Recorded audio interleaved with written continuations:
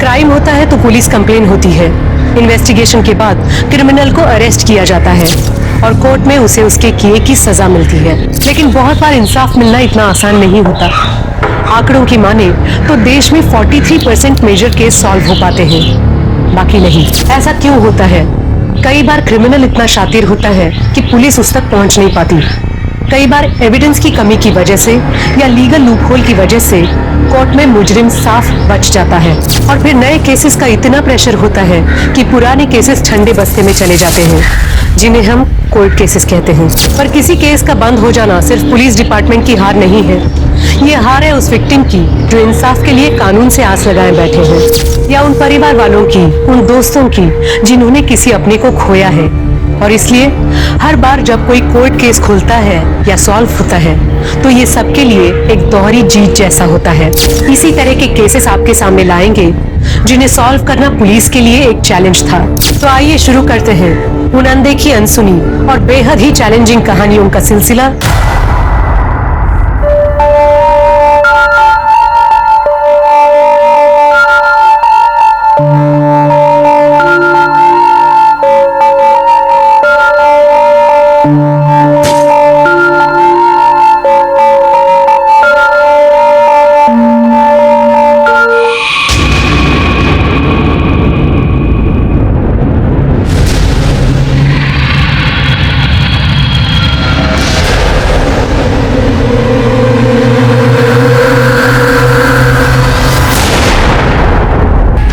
लूट का मामला लग रहा है। हाँ सर, रूम में सारा सामान बिखरा पड़ा है। कुछ और मिला? हाँ सर, बेडरूम के खिड़की के पास 2 लोगों के शू प्रिंट मिले, लगता है वो वहां से आए होंगे। सर आइए,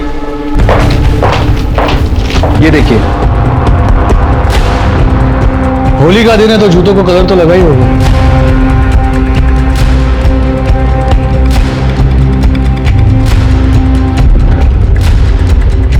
पर गम्मत बगा, फिंगरप्रिंट्स नहीं है।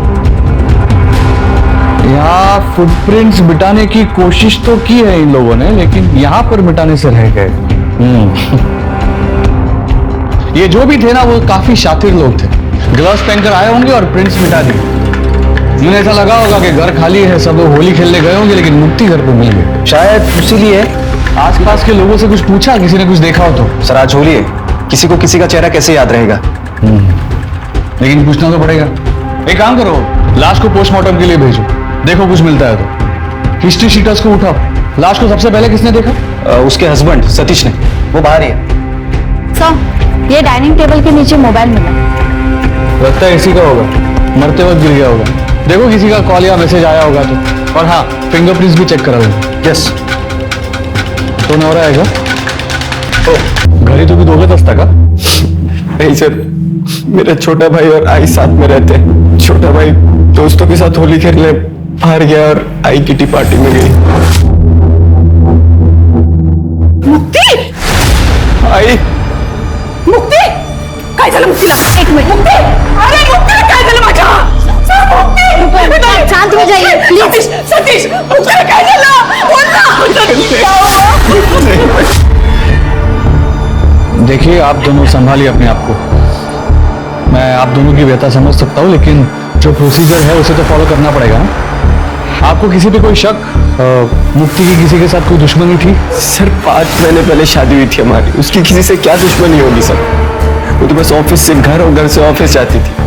आपस में वो पत्थर की जो खिड़की वो हमेशा बंद रहती थी। पता नहीं मुक्ति से आज वो खुली कैसे छूट गई। आई ऑफिस से डिटेल्स काढा, वहां पर भी जाके पूछताछ करो। हाँ सर।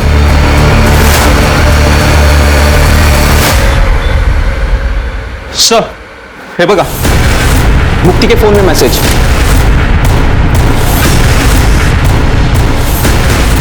ये तो एक्स्ट्रा मैरिटल अफेयर का मामला लग रहा है। अरे एक काम करो, या वेच इंफॉर्मेशन कार्ड, हाँ, और फिर उठाओ उसको। ठीक है। जी सर, वेद मुक्ति का जूनियर है और 2 दिन पहले मैंने ऑफिस के बाहर उन दोनों को झगड़ते हुए भी देखा था। तब से वो ऑफिस नहीं आया है। अब कब मिलेगा ये वेद? वेद शर्मा। सर, आप लोग यहाँ क्या कर रहे हैं? हम तुम्हें मुक्ति कदम के मर्डर के जुर्म में अरेस्ट करने आए। सर, मैंने कुछ नहीं किया है। अरे मैं अरे मेरे पास कुछ भी नहीं है सर। देखो सर, मेरी बात तो सुनिए।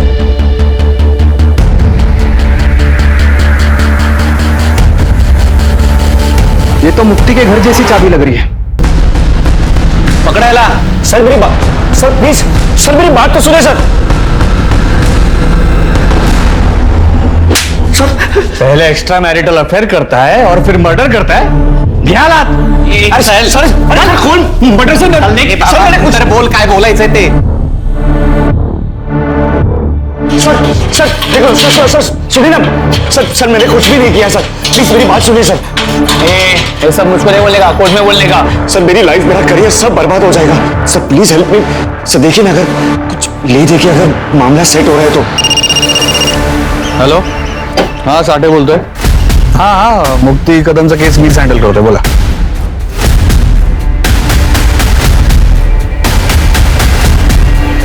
हो जाएगा रफा दफा, लेकिन उसके पैसे लगेंगे। क्या इंस्पेक्टर साठे ने वेद को बचाया था या बात कुछ और थी?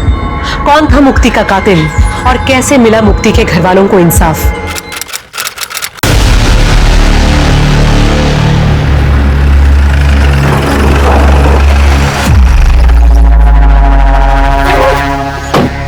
नमस्ते सर। नमस्कार।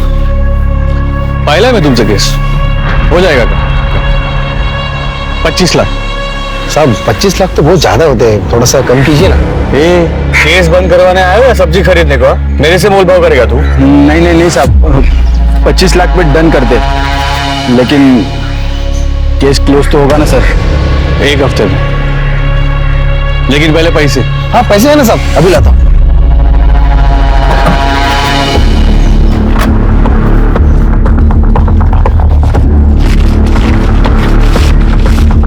पूरे सर फिलहाल तो 20 लाख ही है, 5 लाख हम काम होने के बाद देते ना। जब तक पूरे पैसे नहीं मिलेंगे तब तक मैं केस को हाथ भी नहीं लगाएगा।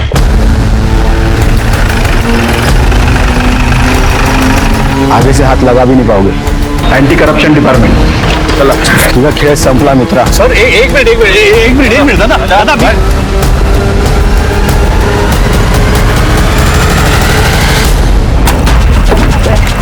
पीछे आइए, पीछे।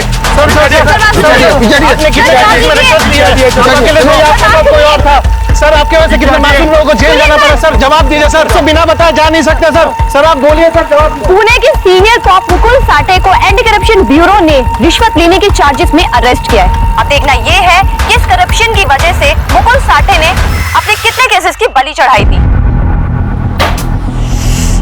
पुलिस डिपार्टमेंट की इज्जत का भी नहीं सोचते ये लोग। मैम मैंने तो यहाँ तक सुना है कि ये साठे का केस अलग अलग पुलिस स्टेशन में दिया जा रहा है रिव्यू के लिए। दिया जा नहीं रहा है, दिया गया है। उसके सॉल्व अनसॉल्व हर केस को हमें दोबारा देखना होगा। बहुत तगड़ा ब्राइब का केस है साठे के अगेंस्ट। कुछ केसेस हमारे भी पुलिस स्टेशन में आने वाले हैं। चला लगा कामाला।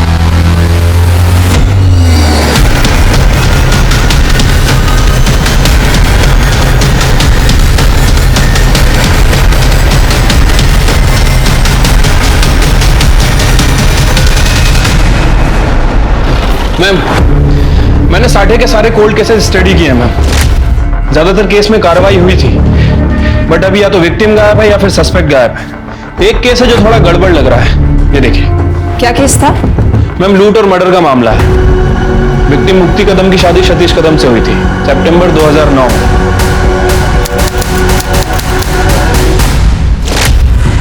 मुक्ति कदम MBA थी, जॉब करती थी, और सतीश भी एक प्राइवेट फर्म में काम करता था, स्ट्रक्चरल इंजीनियर। इनकी सास का नाम देविका कदम था और देवर का नाम सचिन। उस समय सचिन एक बैंक में काम करता था।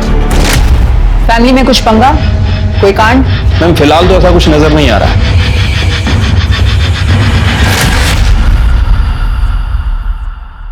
अरे वाह, झाले का कांदे पोहे। मैं मेथी साफ करके देती हूँ फट से। आई फ्रिज बंद करो। नहीं नहीं नहीं, क्या मतलब आप किचन से बाहर जाओ। अरे आपके कल पैर में दर्द था ना?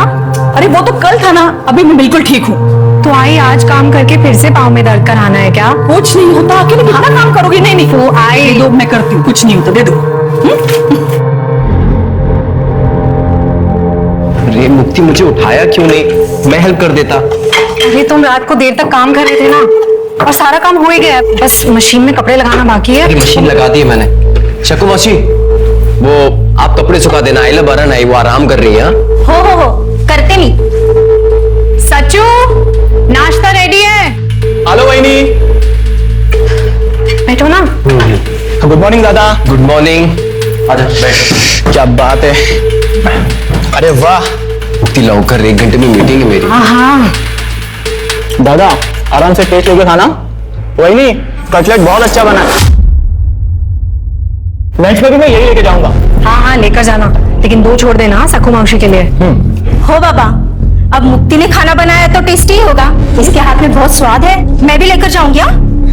चलो आई काही काम असेल तर तू करू नको, सकू मावशीला सांग। हो चल, काळजी घे, बाय। चल बाय दादा। बाय आई। Bye bye. मैम फाइल में अड़ोसी पड़ोसी और मेट्स के स्टेटमेंट्स हैं। मैम सबका यही कहना है कि मुक्ति काफी अच्छी लड़की थी, सबका ख्याल रखती थी। 6 मार्च के दिन होली का दिन था और उस दिन मुक्ति घर में अकेली थी और सास, पति और देवर ये होली खेलने घर से बाहर गए हुए थे। मुक्ति नहीं गई? अरे वही क्या आप अभी तक तैयार नहीं हुई? अरे अभी होली खेलने जाना है ना। नहीं सच्चू, बचपन में होली खेलते टाइम मेरा बहुत बुरा एक्सीडेंट हुआ था। कैसे मेरी आंख बची मुझे ही पता है। मुझे होली खेलने से बहुत डर लगता है। तुम लोग जाओ ना। वही प्लीज चलिए ना, बहुत मजा आएगा। और देवर और भाभी तो होली खेलते हैं ना, और हमारी पहली होली है दादा, प्लीज समझाइए ना, प्लीज प्लीज प्लीज। क्यों परेशान कर रहा है, मन नहीं है तो? दादा आप भी वही का साथ दे रहे हो आप। अरे अच्छा इसको थोड़ा सा कलर लगा दो। थोड़ा सा थोड़ा। हाँ ये लीजिए। Thank you. खुश। मैं भी थोड़ा सा लगाऊं?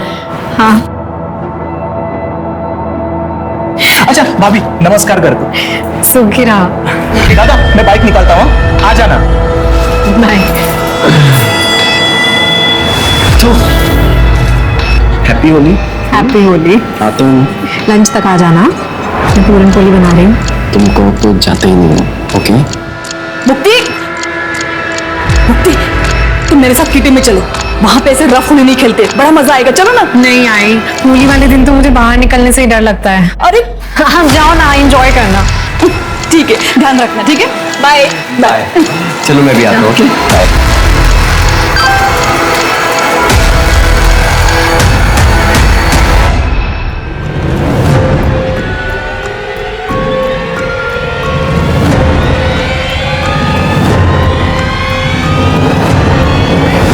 तो मुक्ति घर में अकेली थी, घर में चोरी हुई और मुक्ति का मर्डर हो गया। हस्बैंड ने बॉडी को देखा और इन्वेस्टिगेशन में बॉयफ्रेंड पकड़ा गया। यस मैम, जो 2 महीने में ही बाहर आ गया क्योंकि उसके खिलाफ कोई एविडेंस ही नहीं था। मैम मुझे लगता है कि इसके बॉयफ्रेंड ने साटे को पैसे खिलाए होंगे। अच्छा खासा स्ट्रॉन्ग केस था, एक्स्ट्रा मैरिटल अफेयर, उसके घर से लड़की की फोटो मिलना, डुप्लीकेट चाबी। फिर कैसे? पता करो ये बॉयफ्रेंड कहाँ है और लड़की की फैमिली को ट्रेस करो। मुझे सारे डिटेल्स चाहिए, पोस्टमार्टम रिपोर्ट, सीडीआर, सब कुछ। और अगर ये लूट का मामला था तो पता करो कोई पकड़ा गया, क्या क्या सामान चोरी हुआ, कहीं ये सामान बेचा गया हो, सब चेक करो। Yes ma'am.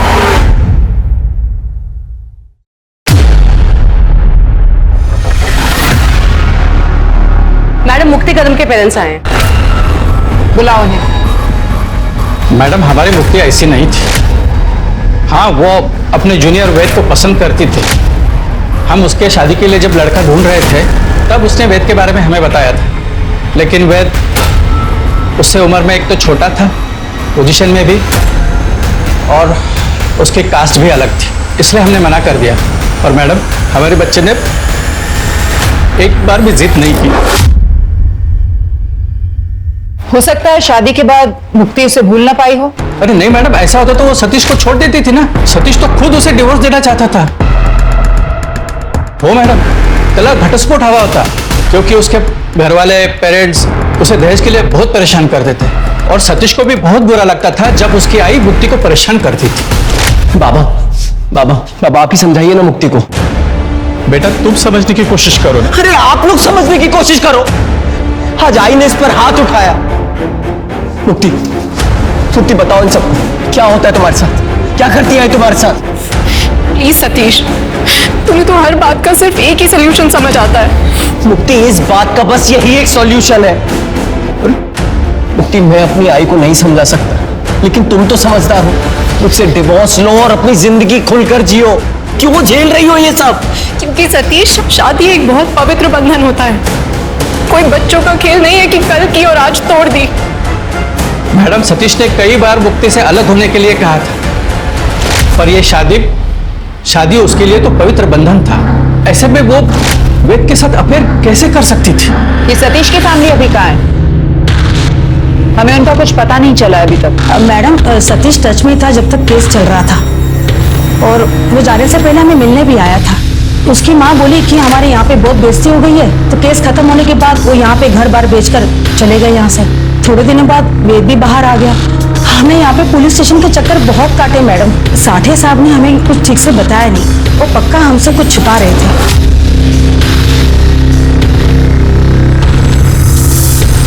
इस साठे ने कैसे घुमाया बेचारे माँ बाप को। चिरके, वो साठे का पीएसआई कौन था उस वक्त? मोहिते। मोहिते, उसके बारे में पता लगाना होगा, वो बहुत कुछ बता सकता है हमको। करडे, इकड़े आ। वो मुक्ति कदम का केस फाइल है ना, वो लेकर आ। ओके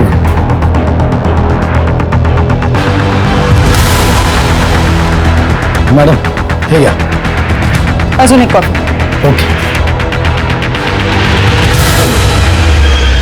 मुक्ति के पोस्टमार्टम रिपोर्ट के हिसाब से 2 स्टैब वुंड्स थे। कोई फिंगरप्रिंट्स नहीं मिली घर वालों के अलावा। चाकू पर फिंगरप्रिंट्स पोंछ दिए गए थे। मुक्ति की बॉडी पर कोई असॉल्ट का निशान भी नहीं था। मुक्ति प्रेग्नेंट थी, 2.5-3 महीने की प्रेग्नेंट थी। तो डीएनए रिपोर्ट भी नहीं है इसमें। वो साठे ने ऑर्डर ही नहीं दिए होंगे डीएनए टेस्टिंग के। काय हलकट मानुस होता तो साठे। मुक्ति का केस ये बोल के बंद कर दिया कि एक्स्ट्रा मैरिटल अफेयर था, बच्चे का डीएनए भी नहीं किया।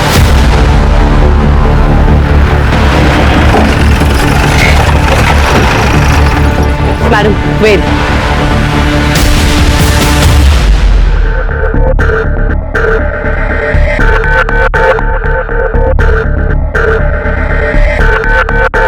Yes ma'am.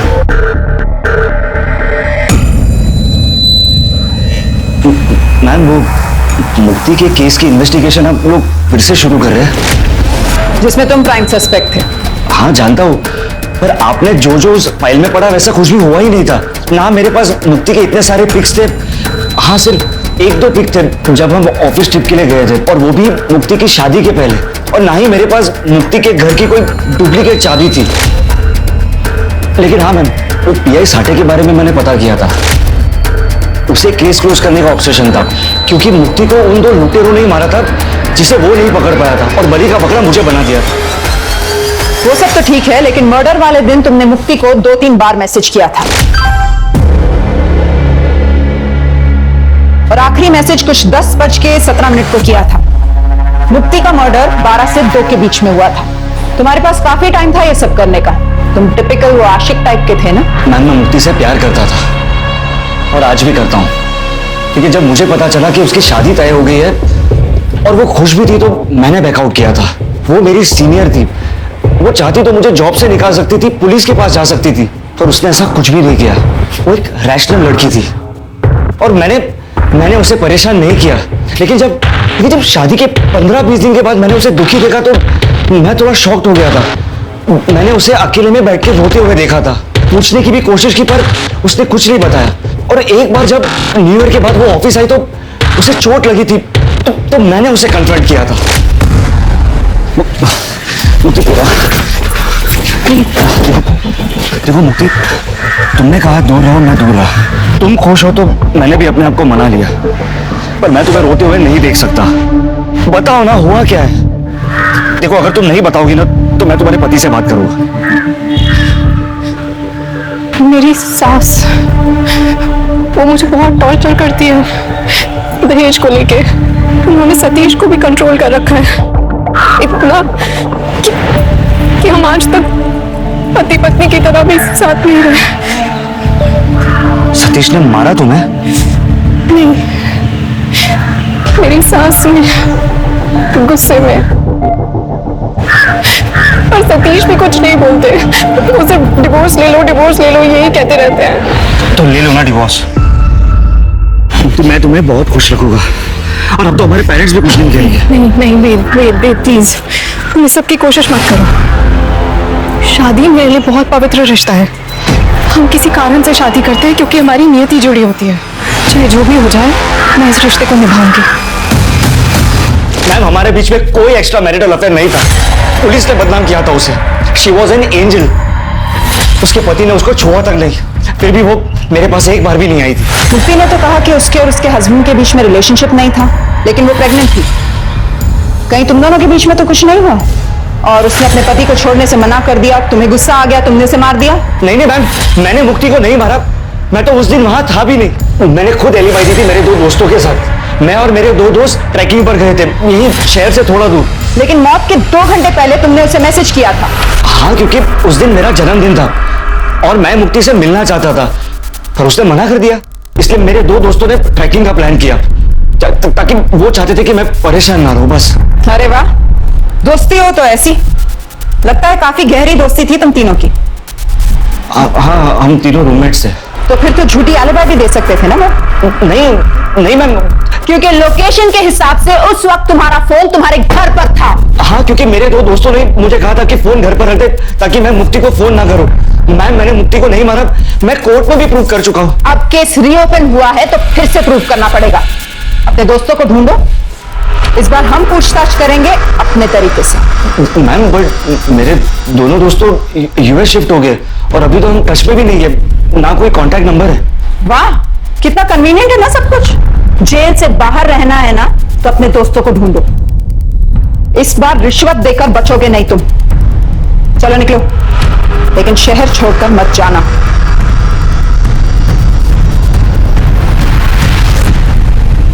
शिरकेस पर नजर रखो। इसका सब कुछ ना बहुत ही ज्यादा कोइंसिडेंस है। उस दिन होली का दिन था, सबके चेहरों पर रंग लगे हुए होंगे। हो सकता है इसने और इसके दोस्तों ने मुक्ति का मर्डर किया हो और फिर लूटपाट से कवर अप कर दिया हो। इसकी आलिबाई फिर से चेक करो। लुटेरों का कुछ पता चला? मैम, खबरियों को काम पे लगा दिया है, लेकिन मैम 5 साल पुराना केस है, बहुत मुश्किल होगा। पता है, आसान नहीं होगा, पर हमें सॉल्व करना पड़ेगा। यही हमारा काम है। एक काम करो, इस शहर का मैप लाओ। 5 सालों में जितने भी ज्वेलर्स की दुकान बंद हो चुके हों, सबको ट्रैक करो और ट्रेस करो। मैम, मैंने साटे के PSI मोहिते को ट्रैक कर लिया है। वो आजकल अमरावती में पोस्टेड है, कल तक आ जाएगा। Good, very good. एक काम करो, तुम मुक्ति के ससुराल जाओ, वहां से इंफॉर्मेशन निकालो। इस केस को ये समझ के डील करो कि इसकी हर एक इंफॉर्मेशन मैनिपुलेटेड है। Yes, okay. पुलिस के हिसाब से वेद शर्मा, जो कि मुक्ति कदम केस का प्राइम सस्पेक्ट था, उसने इंस्पेक्टर साठे को केस क्लोज करने के लिए रिश्वत दी थी। लेकिन वेद से मिलने के बाद पुलिस को कई ऐसी बातें पता चली जो इंस्पेक्टर साठे की रिपोर्ट से मैच नहीं करती थी। लेकिन जो सबसे बड़ी चौंकाने वाली बात थी, वो थी मुक्ति की प्रेगनेंसी। एक्स्ट्रा मैरिटल केस होने के बावजूद इंस्पेक्टर साठे ने बच्चे का DNA टेस्ट नहीं कराया था और वेद के हिसाब से ये बच्चा ना वेद का था और ना ही सतीश का। पर 5 साल बाद किसी भी बात को क्रॉस चेक करना या साबित करना बहुत मुश्किल था, क्योंकि ना तो अब क्राइम सीन था, ना कोई DNA एविडेंस, ना विटनेस जिससे पता चल सके कि वो बच्चा किसका था। ये केस जितना सीधा और सरल लग रहा था, ये उतना ही पेचीदा हो गया था। सवाल ये था कि क्या मुक्ति को कभी इंसाफ मिलेगा? यहाँ एक दुकान थी, 3 साल पहले बंद हो गई। सर, 5 साल पहले के बेचे हुए गहने कैसे याद रहेंगे? सब गहने एक ही जैसे तो होते हैं।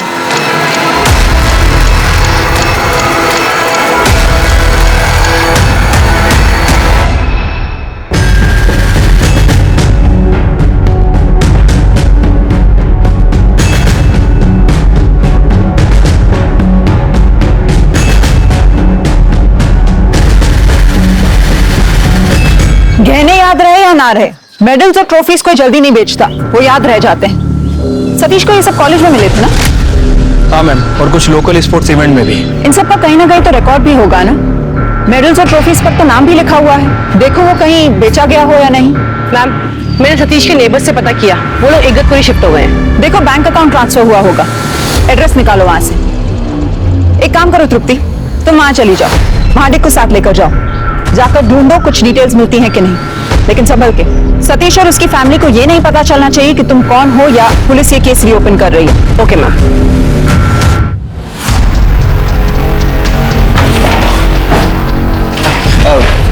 नमस्कार। बसा बसा। अरे बसा। मैडम कहीं गड़बड़ है क्या? गड़बड़ तो है, लेकिन हम सॉल्व करते हैं ना, टेंशन नहीं, बस फॉर्मेलिटी है। वो साठे साहब के सारे केस रिव्यू कर रहे हैं ना, तो जल्दी जल्दी निपटाते हैं, अपने बीच में ही रहेगा सब कुछ। एक्स्ट्रा मेहनत किसको करना है?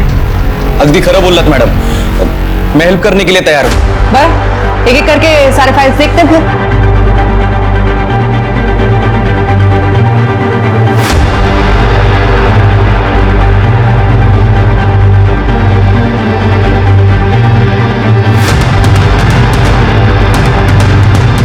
मुक्ति कदम,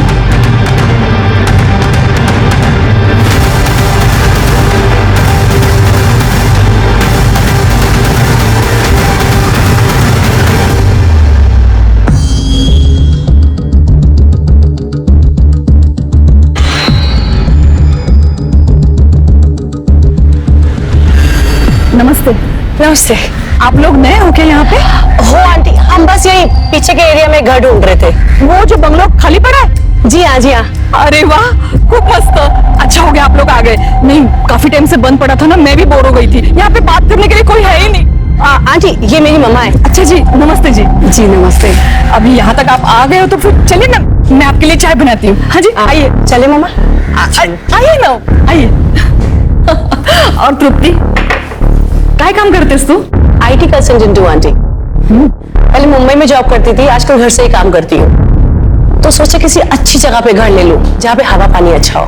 बिल्कुल सही जगह पे आए हैं आप लोग। पता है यहाँ पे सब कुछ अच्छा है, सब कुछ अच्छा नहीं। अभी 4 साल हो गए ना मुझे यहाँ रह के, बाहर निकलो ना सब सामान मिल जाता है। आप यहाँ पे अकेले रहते हो? मेरा मतलब मुझे काम के लिए कभी कभी मुंबई जाना पड़ता है, तो आई को इधर छोड़ना अकेले थोड़ा। अरे कोई परेशानी नहीं है यहाँ पे, मेरा बेटा है, इंदौर में रहता है। आपका एक ही बेटा है? मेरा मतलब है मेरी भी एक ही बेटी है ना। हाँ मेरा भी एक ही बेटा है, मैंने बताया ना इंदौर में रहता है, सचिन नाम है उसका। अच्छा, बहुत बड़े बैंक में काम करता है। हाँ मैं भी उसी के साथ रहती थी इंदौर में, लेकिन वो फ्लैट सिस्टम वगैरह वो मुझे बिल्कुल पसंद नहीं। ये अपना अच्छा है, सब खुला खुला। क्या एक ही बेटा? जी हाँ मैम, और वो भी सिर्फ छोटे बेटे का नाम लिया उसने, सचिन का। तृप्ति तुम वहीं रुक जाओ, वो घर ले लो भाड़े पे और इन्फॉर्मेशन निकालो, देखो और क्या मिल सकता है तुम्हें। वो देवकी का नंबर उसे ट्रेस पे डालो, देखो शायद वो अपने दूसरे बेटे से बात करती हो। Okay ma'am. तुमने हमें फोन किया था इन मेडल्स के बारे में? जी सर, ये मेडल मैंने खरीदे थे। मैं ज्वेलर हूँ, पुराना सोना खरीदता हूँ। मेरे पापा की ज्वेलर की दुकान थी, तब मैं कॉलेज में था। हमारे गली के 2 नशेड़ी लोग थे, उन्होंने बेचा था, सोम और राजू। वो दोनों हमारे कॉलेज के बाहर माल बेचते थे। मेरा नाम सतीश है, तो उन्होंने मुझे ये बेचा था सर। ए सतीश, रुक ना, ये देख तेरा मेडल और तेरा ट्रॉफी। अरे इसका गाएगा मेडल और ट्रॉफी? ये लगता है क्या इसको कभी मेडल ट्रॉफी मिला होगा? बता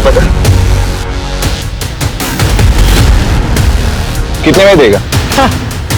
बता तू बता। तो ये बात तुमने पुलिस को क्यों नहीं बताई? सर खुद से कौन पुलिस के चक्कर में पड़ता है सर। अरे तुम्हारे एरिया में मर्डर हुआ, चोरी हुई, पुलिस ने तुमसे पूछताछ भी नहीं की? लूट का माल खरीदते हो? सर पहले पता होता कि ये मर्डर का केस है तो मैं आपको बता देता, जैसे अभी बताया।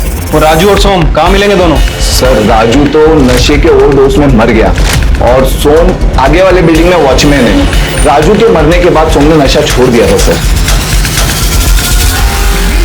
तभी क्राइम किया था और बच गए थे, इसका कहीं ना कहीं भुगतान तो करना पड़ेगा ना। चल सोम सच सच बता। हाँ मैडम, हमने ही चोरी किया था, लेकिन मैडम हमने मर्डर नहीं किया। मैडम हम सच बता रहे हैं मैडम, हमने तो वहां से सिर्फ ट्रॉफी और मेडल ही चुराए थे। अबे ताला है, लॉक है। चाबी किधर है? चाबी ढूंढ, उसमें देख, उसमें होगा।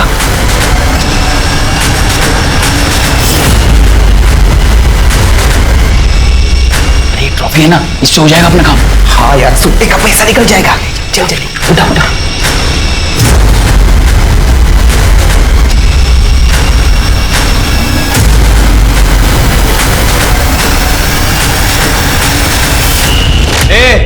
झूठ मत बोल, समझा? 5 साल पहले सतीश ने गवाही दी थी, उसके घर की विंडो हमेशा बंद रहती थी, समझा? हाँ साहब, तो रहती होगी ना साहब, लेकिन साहब हम लोगों ने देखा था वहां की काम वाली बाई को कांच साफ करते हुए। किसी ने फुग्गा मारा होगा मैडम। तो वहीं से हम अंदर घुस गए थे। तो वो प्लान नहीं था? नहीं मैडम, हमें तो 1000-2000 रुपए मिल जाता था, यही बहुत होता था। लेकिन मैडम हमने मर्डर नहीं किया। मर्डर नहीं किया लेकिन चोरी की है। इतनी आसानी से नहीं छोड़ेंगे तुझे। मोहिते बसा। और मैडम पण मी अरे बसा बसा। अहो मॅडम मी खरंच का नाही केलं? इतना बड़ा झोल किया और बोल रहे कुछ नहीं किया? हाँ? वो चोर जिसने ये सब बताया ना, उसने मर्डर से साफ मना कर दिया है। मैम चोर तो झूठी बोलेंगे ना। हाँ, वो चोर जिसे हमने 5 साल के बाद पकड़ लिया और तुम लोग पकड़ नहीं पाए। क्यों? क्योंकि तुम लोगों ने काम ही नहीं किया था। वो ज्वेलर ने भी बोला कि कोई चोरी की पूछताछ नहीं की गई थी। मैडम उस केस के आयो तो साटे साहब थे, वो जैसे बोलते थे वैसे हमें करना पड़ता। बल्कि हम भी शौक थे जब वेद को अरेस्ट किया। क्या? वेद के अरेस्ट से क्या दिक्कत थी? मतलब वेद के घर में चाबी कहां से और कैसे मिली कुछ पता नहीं, पर कोर्ट में एविडेंस के लिए वो चाबी वहां पे प्रेजेंट की गई। और जब वेद की अलाबाई निकली तब उस केस को कोल्ड केस में डाल दिया 2 महीने में। शिरके, वेद की अलाबाई क्रॉस चेक की? हाँ मैम, मेरी वेद से बात भी हुई है। उसने अपने यूएस वाले फ्रेंड का पता कर लिया है। उसके पास ट्रैकिंग के कुछ फोटोज भी हैं, वो भेजने वाला है। नहीं मोहिते, चल सच सच बता, तेरे हिसाब से ये किसने किया है? मैम उस वक्त वहां पे सिर्फ सतीश ही था, ना उसका भाई ना उसकी मां थी।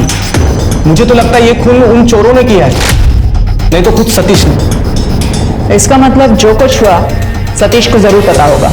मैम हो सकता है कि सतीश को ये बात पता चल गई हो कि मुक्ति वेद के बच्चे की मां बनने वाली हो, इसीलिए सतीश ने मुक्ति को अपने रास्ते से हटा दिया।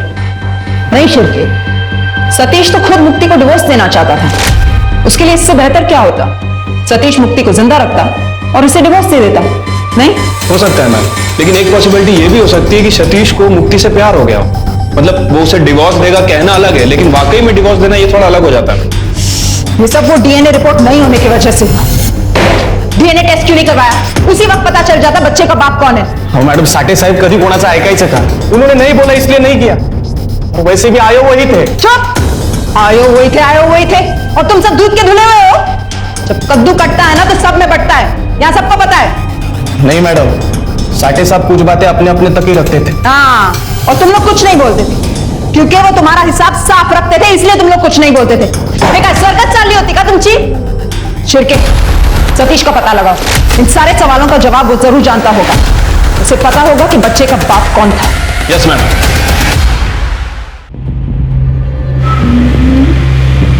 ये तो हाँ, ये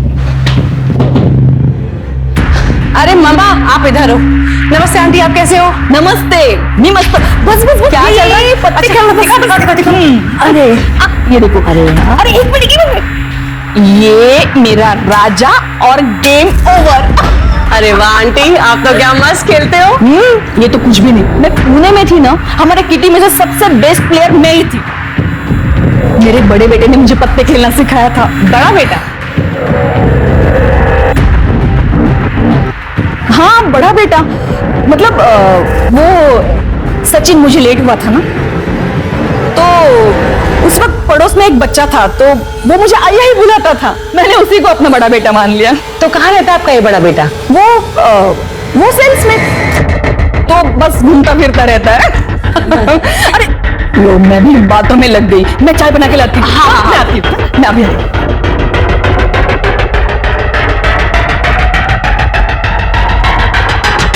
मैम मुझे लगता है कि देवकी को पता है कि सतीश कहाँ है। वो कुछ छुपा रही है।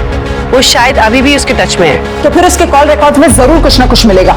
तृप्ति, तुम देवकी पर नजर रखो, कोई ना कोई इंफॉर्मेशन जरूर मिलेगी। Okay ma'am. मैम देवकी के कॉल रिकॉर्ड में एक नंबर मिला है, अजय नालेकर का है। देवकी हर संडे 11 बजे से बात करती है, बेंगलुरु का नंबर है। अजय नालेकर, नाम कुछ सुना सुना सा लग रहा है, देखा हुआ सा लग रहा है। एक minute.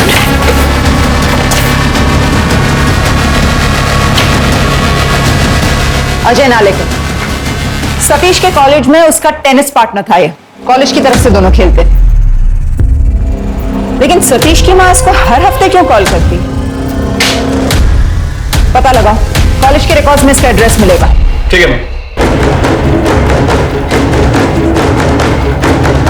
Hello SM engineering college. मैं स्वारगढ़ पुलिस स्टेशन से पीएसआई शिर्के बात कर रहा हूँ। मुझे अजय नालेकर की सारी डिटेल्स चाहिए।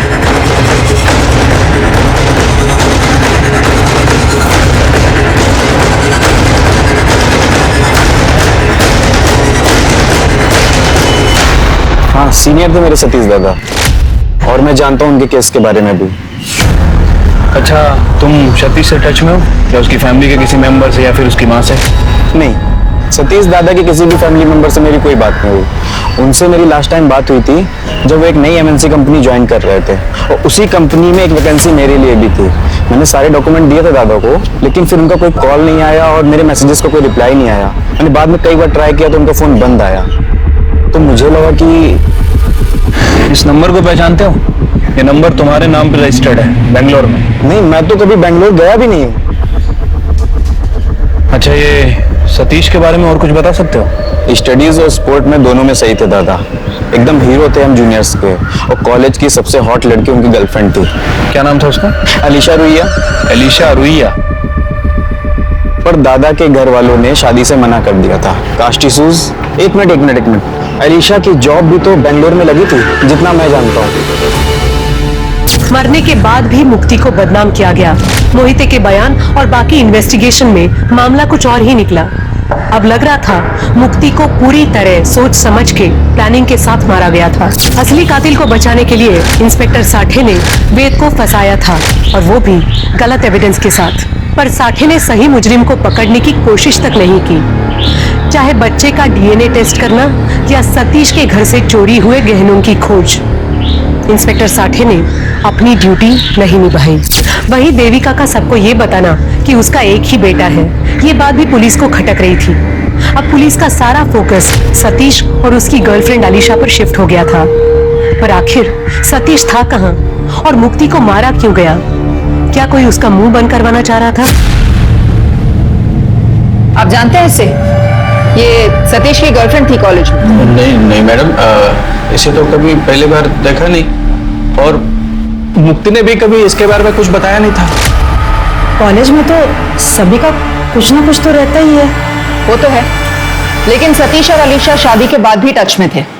हमने पता किया है कि अलीशा ने अपनी सगाई तोड़ दी बेंगलोर में। बेंगलोर में? लेकिन सतीश तो पुणे में था ना मैडम। हाँ, लेकिन ये दोनों फिर भी टच में थे, और हमें लगता है कि सतीश अब भी बेंगलोर में है। सतीश आपकी बेटी को डिवोर्स देना चाहता था ताकि वो अलीशा से शादी कर सके, और हमें लगता है कि सतीश और अलीशा दोनों ने मिलकर आपकी बेटी मुक्ति को। वैसे हम कल बेंगलोर जा रहे हैं इन्वेस्टिगेट करने।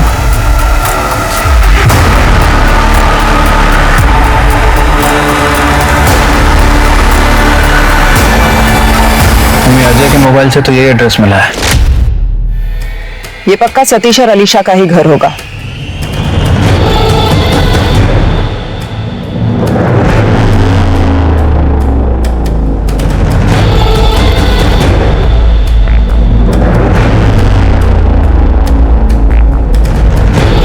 ये लड़की तो अलीशा नहीं है। फॉलो करो इन्हें।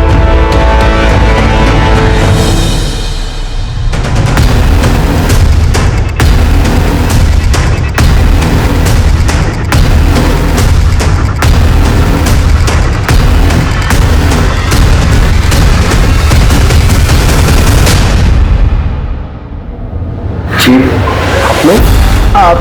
हम आपके नए क्लाइंट्स हैं। वो आपसे कुछ बिल्डिंग की डिजाइन्स डिस्कस करने आए थे। पर आप लोगों का अपॉइंटमेंट था क्या? वो एनीवेज, आई थिंक मिस कर दिया होगा। I am sorry, please have a seat. That's all right. By the way, I am Vandana. Oh, hi Vandana. So Satish ji, how are you? I am fine. चला, पुणे जाने का टाइम आ गया है। आप लोग?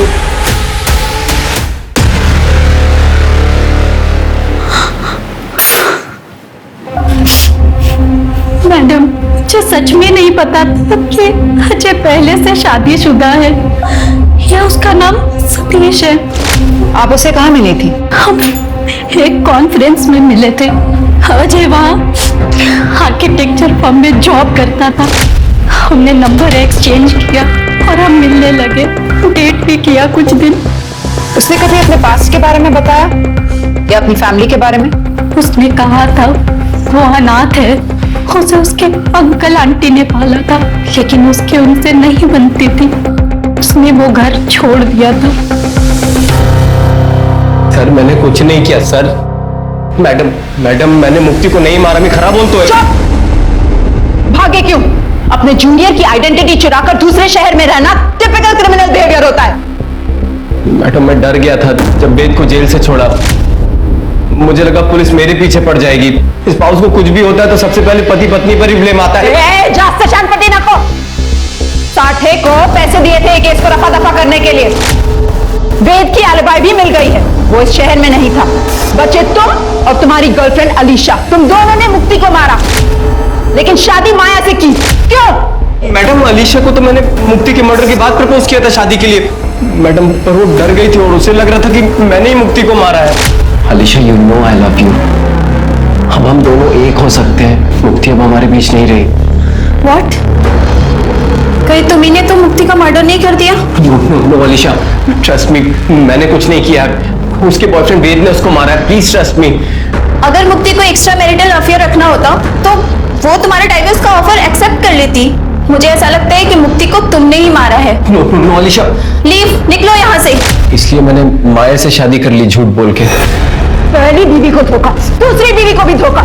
इसको इतना मारो ना कि ये सारा कन्फेस कर दे। नहीं मैडम, सर छोड़ो मुझे मैडम से बात करनी है। छोड़ो मुझे। मैडम सतीश ने कुछ नहीं किया मैडम, मुक्ति को मैंने मारा है। मैडम हम समझ सकते हैं आप अपने बेटे को बचाना चाहती हैं, लेकिन कानून इस तरह काम नहीं करता। आप समझ नहीं रही है मैडम, मैंने अपने बच्चों को बचाने के लिए मुक्ति को मारा था उस वक्त भी, और आज भी सतीश को बचाने में यहाँ आई। गलती तो मेरी ही है। सतीश की जबरदस्ती शादी करवाई थी मैंने, वो मुक्ति से खुश नहीं था और सचिन ने उसे का फायदा उठाया। सचिन तुम अंदर क्यों आ रहे हो? अरे भाभी रिलैक्स ओके। आई किसी पार्टी में गई है और दादा टूर पे है, और तुमने भी ऑफ लिया ये मुझे मालूम पड़ा है, तो इतना अच्छा मौका मैं हाथ से कैसे जाने देता? सचिन छोड़ मुझे। अरे भाभी आप टेंशन क्यों ले रही है? अब दादा आपको हाथ नहीं लगाते तो कम से कम मुझे तो हाथ लगाने दो। अब उन्होंने परमिशन दे दी है ना। अरे दादा ने तुम्हें परमिशन दी होगी, लेकिन मैंने परमिशन नहीं दी।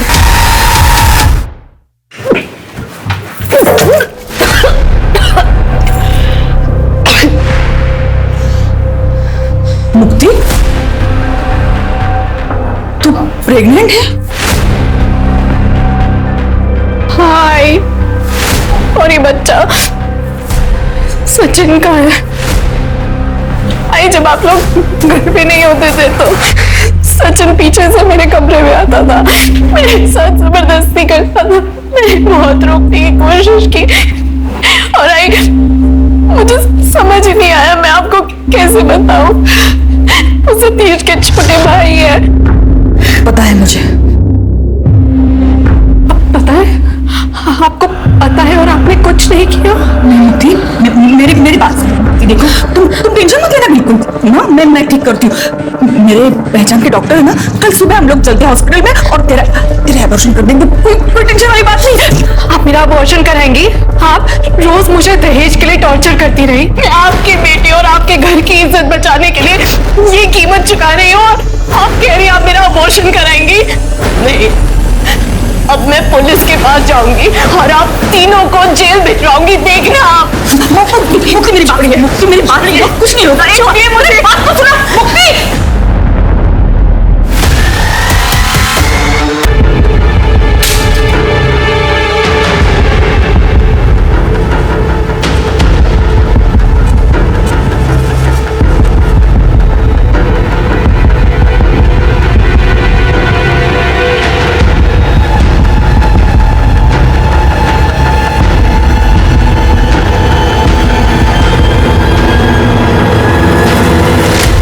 नहीं मारती तो हम तीनों को जेल भेज देती। आपने अपने बेटों को सब सच बताया? मैं सतीश बोलने होते, जो कुछ भी हुआ ना उसमें किसी का कोई दोष नहीं है। वो साठे का वो सारे गहने मैंने एक रिश्वत में दिए थे केस बंद करने के लिए। शिरके, उस सचिन को भी अरेस्ट करो इंदौर से, उस पर रेप के चार्जेस लगाओ और सतीश पर सॉलिसिटेशन और बीवी को सेक्सुअली एक्सप्लॉइट करने के चार्जेस और इन पर मर्डर के। अब तीनों जेल में घर घर खेलना।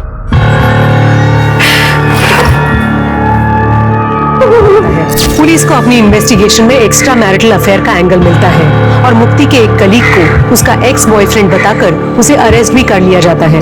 एविडेंस की कमी के कारण बॉयफ्रेंड जेल से रिहा हो जाता है और मुक्ति कदम का केस कोल्ड केस बन जाता है। 5 साल बाद इस केस के इन्वेस्टिगेटिंग ऑफिसर इंस्पेक्टर साठे को जब करप्शन के चार्जेस में अरेस्ट किया जाता है तब उसके सारे पुराने केस खंगाले जाते हैं। तब मुक्ति कदम का केस फिर से सामने आता है। इंस्पेक्टर साठे का अरेस्ट होना मुक्ति के घर वालों के लिए इंसाफ की पहली किरण जैसा था। फाइनली मुक्ति का मर्डर केस सॉल्व हुआ और उसके हर गुनहगार को सजा हुई, चाहे वो उसका पति सतीश हो, देवर सचिन, सास देविका या इंस्पेक्टर साठे, जिसका काम ही था हर विक्टिम को कानूनन इंसाफ दिलाना। पर इंस्पेक्टर साठे जैसे लोग पुलिस डिपार्टमेंट को शर्मसार करने से पहले एक बार भी नहीं सोचते। और वहीं दूसरी ओर ऐसी पुलिस टीम भी है जो इंसाफ दिलाने के लिए किसी भी हद तक जा सकती है। क्रिमिनल कितना ही शातिर क्यों न हो, क्राइम कितना ही परफेक्ट क्यों न हो, एक ना एक दिन उसे पकड़ में आना ही है। तो उम्मीद मत छोड़िए, देर से ही सही इंसाफ जरूर मिलता है। कोर्ट ऑफ लॉ पर भरोसा रखिए, केस चाहे कोल्ड हो जाए पर आज नहीं तो कल हर मुजरिम को अपने किए की सजा जरूर मिलेगी। अब मैं सोनाली कुलकर्णी आपसे विदा लेती हूँ। कल फिर मिलेंगे क्राइम पेट्रोल सतर्क जस्टिस रीलोडेड में। तब तक सतर्क रहें, सुरक्षित रहें और अपने घर वालों का ख्याल रखें। जय हिंद। एक 2 मुंह वाला राक्षस था। पाताल लोक में तबाही मचाने के बाद वो भूलोक में आया। भूलोक में उसने एक लाल परी को देखा। लाल परी अपने माँ बाप की इकलौती लाडली थी। वो राक्षस लाल परी की सुंदरता पर मोहित हो गया और उसे जबरदस्ती अपने साथ ले गया और कैद कर लिया। लाल परी सबसे मदद की गुहार करती थी, लेकिन लाल परी की मदद कौन करता? नमस्कार, मैं सोनाली कुलकर्णी क्राइम पेट्रोल सतर्क के इस नए अध्याय में आपका स्वागत करती हूँ। असल जिंदगी में टाइम लैप्स नहीं होते, दर्द का हर एक पल तिल तिल कर जीना पड़ता है। और ये कहानी तिल तिल मरती उन जिंदगियों की है जिनके साथ हुए अन्याय का सफर ही इतना लंबा था कि सोचना मुश्किल था उनके न्याय का सफर कब शुरू होगा। 7 साल से यही सुन रही हूँ, मिलेगा तो बता देंगे, मिलेगा तो बता देंगे। कब मिलेगा मेरा पोता मेरे मरने के बाद? ये केस तब अस्तित्व में भी नहीं था जब 10 वर्षीय डिम्पी और चिंटू अपनी शरारतों का एक पंचतंत्र सा लिख रहे थे। शर्त लगा सकता हूँ, ऐसा तू नहीं कर सकती। करके दिखा दिया तो। दुनियादारी की उलझनों से आजाद उन बच्चों की आंखों में उमड़ते उत्साह के बादल कब चक्रवर्ती तूफानों में बदल गए पता भी नहीं चला। किसी को भनक ही नहीं हुई और ऐसी बिजलियां कौंधी जिसने विचलित कर देने वाली दास्तां लिख डाली। और ये केस इंडियन क्राइम हिस्ट्री का rarest of the rare case में से एक कहलाया गया।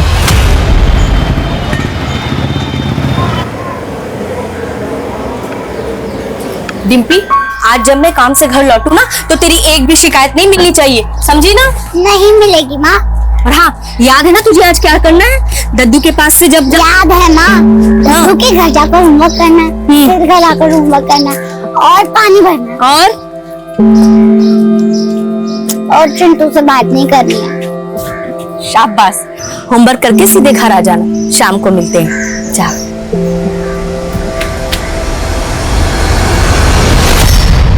बच्चों, तब दिल्ली पर तुगलक का राज्य था और तुगलक बहुत ही सिरफिरा बादशाह था। चिंटू, तुम भी ना तुगलक के जैसे सिरफिरे हो। अगर मेरी कोई भी चीज टूटी ना तो मैं तुम्हारी मां से पैसे वसूल करूंगा, समझे? अरे दद्दू, गुस्सा क्यों कर रहे हो? अगर आपका बीपी बढ़ गया ना तो आप भी तुगलक के पास ही पहुंच जाओगे। चल चिंटू, उठ, बस्ता उठा निकल यहाँ से, चल। शांत दद्दू, शांत। गलती हो गई, माफ कर दो। दद्दू, एक बात बताइए, आपने आजादी की जंग में तो हिस्सा लिया ही था।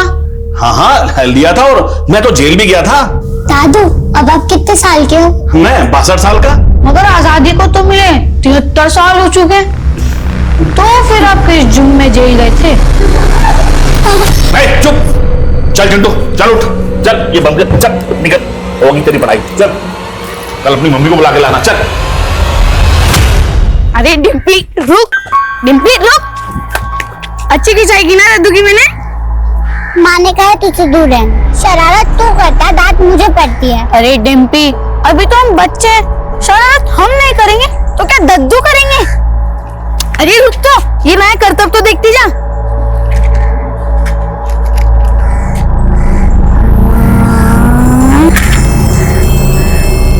शर्त लगा सकता हूँ, ऐसा तू नहीं कर सकती। करके दिखा दिया तो लिख कर। ये देख। मजा आया ना? हाँ। चल कुछ और जलाते हैं। चल चल इसको जलाते, मगर संभल के। हाँ जलाना। आग लग गई। अरे चिंटू टिम्पी क्या कर दिया तुम लोगों ने? अरे पानी लगाओ, मेरे घर को आग लगाने आते हैं लोग। अरे पानी लगाओ, मैं छोड़ूंगा तुम दोनों को मैं।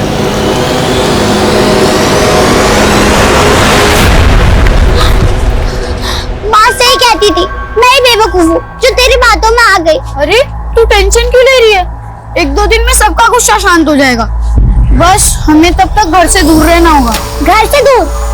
गए तो हम कहाँ रहेंगे? ये पूरी बात तो सुन, मेरे पास एक सॉलिड प्लान है। सीतापुर चलते हैं। सीतापुर? सोच, घर जाएंगे तो मार मिलेगी और सीतापुर जाएंगे तो क्या क्या मिलेगा। तो सीतापुर का रास्ता पता है? हाँ, लखनऊ की बस पकड़ के फिर थोड़ा चलना है, आ गया सीतापुर। उसके लिए पैसे भी तो चाहिए।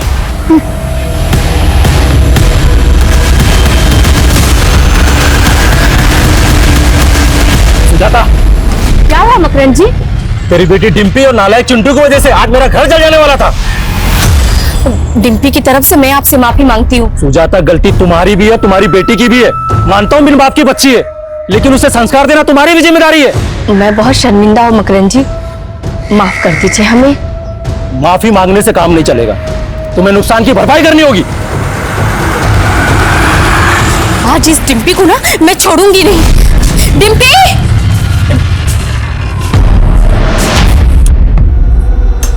ये डिम्पी कहाँ चली? डिम्पी! डिम्पी! डिम्पी! गीता बेटा, तुमने डिम्पी को देखा क्या? नहीं, मैंने नहीं देखा। सुशीला, डिम्पी को देखा क्या कहीं? नहीं तो। सुजाता, बकवास बंद कर। चिंटू कब भगाएगा डिम्पी को? बल्कि हम तो खुद परेशान हैं, हमारा बेटा पता नहीं कहाँ चला गया। तुझे अपनी बेटी की पड़ी है और मेरी बेटी का क्या? हाँ, हमेशा तेरा बेटा ही ना उकसाता है मेरी बेटी को शरारत करने के लिए। आज उसी की वजह से मकरंद जी के घर पे आग लग गई। गलती तेरी बेटी की भी है, सारा दोष मेरे बेटे पर मत डाल। चुप कर, सारा मोहल्ला जानता है कि तेरा बेटा कितना नालायक है। जबान संभाल के बात कीजिए। तुम चुप रहो। सच सच बता कि मेरी बेटी कहाँ है, वरना आज तुझे छोड़ूंगी नहीं। कहाँ भगा के लेके गया मेरी बेटी को? मुझे मारे के बताओ मेरे बेटे को कहाँ लेके गया? आज छोड़ूंगी नहीं। क्या कर रही है आप?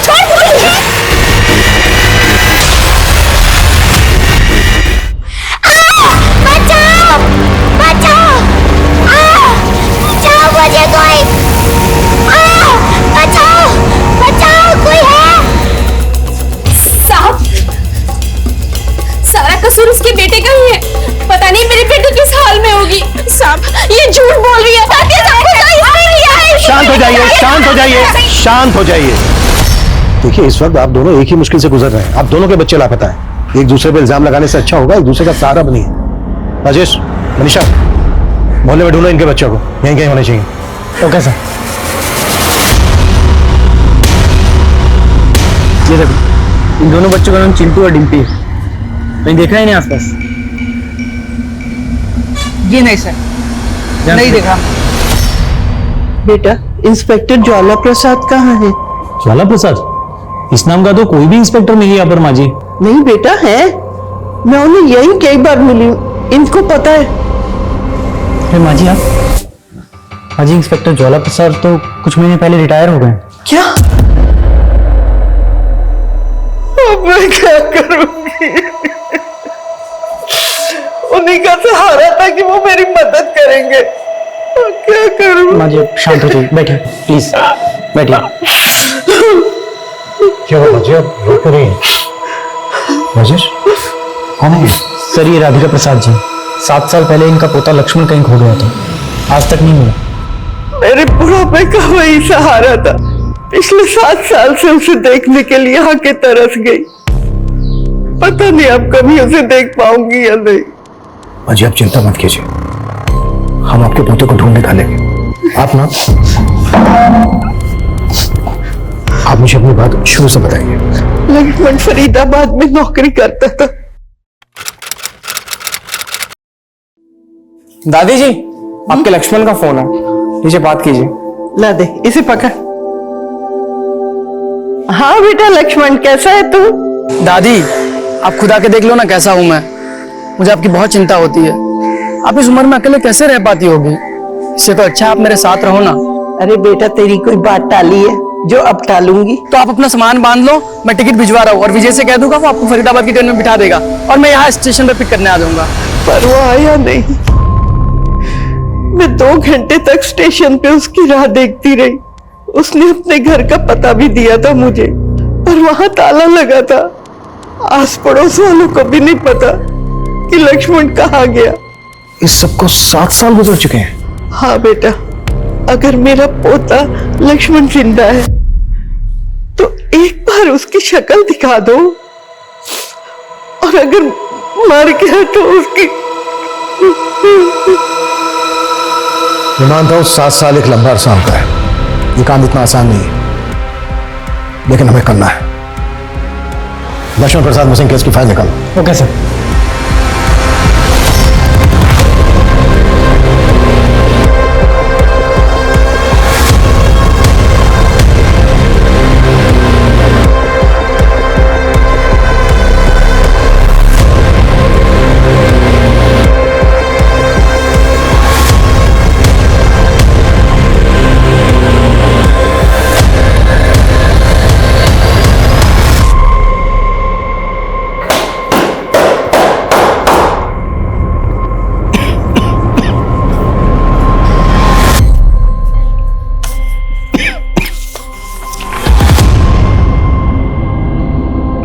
सर पूरा मोहल्ला छान मारा, लेकिन दोनों बच्चों का कहीं भी कुछ पता नहीं चल रहा है। हो सकता है सर दोनों बच्चे डर के भागकर कहीं छिप गए। कहीं छिप गए होंगे तो ढूंढ निकालो उन्हें। 10-11 साल के तो बच्चे हैं, कितने दूर गए होंगे? सर ये दोनों बच्चे काफी शरारती थे। मेरा मतलब है घर के अंदर पटाखे फोड़ देना, किसी के धुले कपड़ों पर कीचड़ डाल देना, इस तरह की शरारतें वो अक्सर करते रहते थे। इस बार कुछ ज्यादा ही आगे बढ़ गए। वैसे आग में मकरंद का काफी अनाज जल गया। बच्चों ने गलती की है तो उसकी सजा उनके माँ बाप भी देंगे। हमारा काम है सही सलामत बच्चों को उनके घर वापस लाना। 10-11 साल के बच्चे अकेले घर से बाहर हैं, ये डरने वाली बात है। जितना जल्द हो सके बच्चों को ढूंढो। सर। विकास सर, ये लक्ष्मण प्रसाद मिसिंग केस की फाइल है। इंस्पेक्टर ज्वाला प्रसाद इस केस को देख रहे हैं। इंस्पेक्टर ज्वाला प्रसाद से मिलो, इस केस की डिटेल्स लो और लक्ष्मण प्रसाद जिस मोहल्ले में रहता था उस मोहल्ले में लक्ष्मण प्रसाद के बारे में पूछताछ करो। जी sir. Excuse me sir. Hello,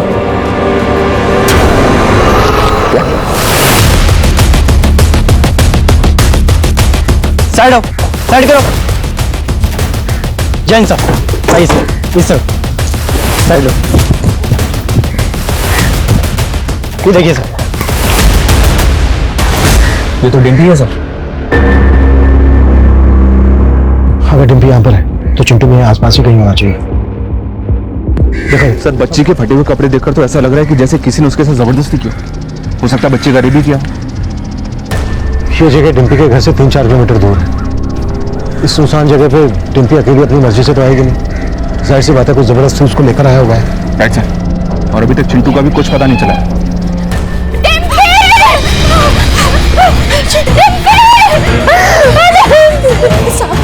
साहब मेरा चिंटू का है, मेरे बेटे चिंटू का कुछ पता चला?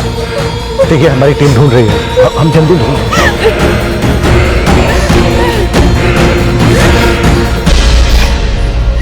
बढ़ गई ना कलेजे को ठंडक। ये सब कुछ तेरे बेटे चिंटू की वजह से हुआ है। भगवान करे मेरी बेटी डिम्पी की तरह तेरा बेटा। क्या बोल रही है सुजाता? मुझे दुख है जो तेरी बेटी के साथ हुआ, लेकिन मेरे बेटे को बद्दुआ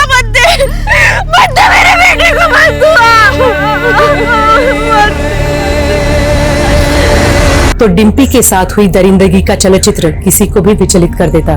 लेकिन अपनी बेटी की लाश देखकर जो डिम्पी के माँ पे गुजर रही थी, उसी खौफ से चिंटू के घर वाले भी सहमे नजर आ रहे थे। ये सवाल उनका ही नहीं, पुलिस का भी था कि आखिर चिंटू कहाँ था, किस हाल में था।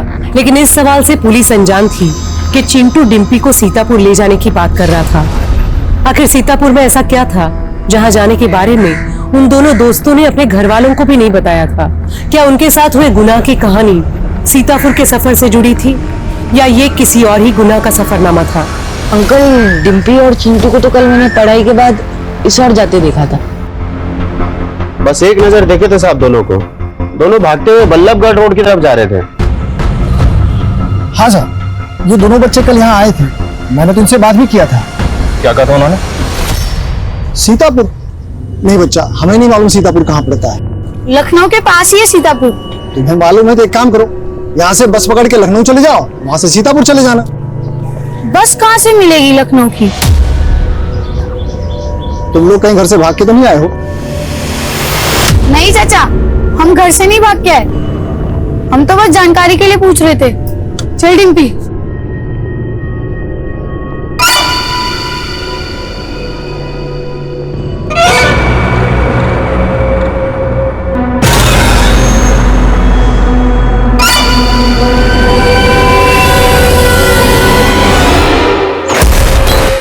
कौन था वो आदमी? दिखता कैसा था? साहब मैंने उसको पहले यहाँ कभी देखा नहीं था। हाँ, दिखने में थोड़ा लंबा चौड़ा था, उम्र कोई 29-30 साल के आसपास रही होगी। तुम्हें शक्ल ठीक से आता है उसकी? स्केच बनवा सकते हो उसका? नहीं साहब, मैं उसका चेहरा तो नहीं बनवा सकूंगा। हाँ, लेकिन देखूंगा तो पहचान जाऊंगा। उसके सामने आवाज भी सुनूंगा ना तो भी पहचान जाऊंगा, क्योंकि वो कुछ कुछ शब्द जो है ठीक से बोल नहीं पाता था। पिकअप शायद है ना?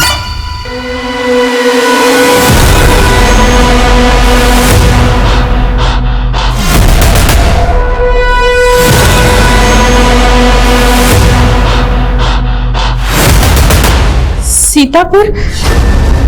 नहीं साहब, सीतापुर में तो हमारा कोई रिश्तेदार नहीं रहता। सीतापुर क्यों जाएगी मेरी डिम्पी? जरूर वो चिंटू ही ना उसे बहला फुसला कर ले गया होगा। सुजाता जी, आपकी किसी के साथ कोई दुश्मनी? एक विधवा पापड़ के कारखाने में काम करके अपनी बेटी को पाल पोस रही थी। मेरी किसी से क्या दुश्मनी? सर, डिम्पी की पोस्टमार्टम रिपोर्ट आ गई सर। डिम्पी की बॉडी में कुछ ऐसा मिला जिससे डीएनए कलेक्ट किया जा सके? अभी तक तो कुछ नहीं, पर डिटेल पोस्टमार्टम रिपोर्ट से शायद कोई क्लू मिल जाए। डिम्पी के हाथ में 50 का नोट मिला था। जी सर, नेबर से बात की, लेकिन कोई कुछ बताने के लिए तैयार नहीं है। हालांकि इस बात को सभी जानते हैं कि डिम्पी और चिंटू की शैतानियों ने कई लोगों के नाक में दम कर रखा था, और कई लोग तो काफी नाराज भी थे इन दोनों की शैतानियों से। नाराजगी और नफरत में बहुत बड़ा फर्क होता है। क्या किसी को इन दोनों बच्चों से इतनी नफरत थी कि इन दोनों बच्चों को मार दे? विकास, अपने खबरों को एक्टिव करो, उनसे कहो कि मोहल्ले के लोगों से बात करें, बात उगलवाएं। जी सर, ऑलरेडी बोल दिया मैंने। लेकिन सर, एक बात मेरी समझ में नहीं आ रही है, ये डिम्पी और चिंटू सीतापुर क्यों जाना चाहते थे? क्योंकि ना तो इनका वहां कोई दोस्त है और ना ही कोई रिलेटिव। फिर डिम्पी और चिंटू का सीतापुर से क्या कनेक्शन हो सकता है?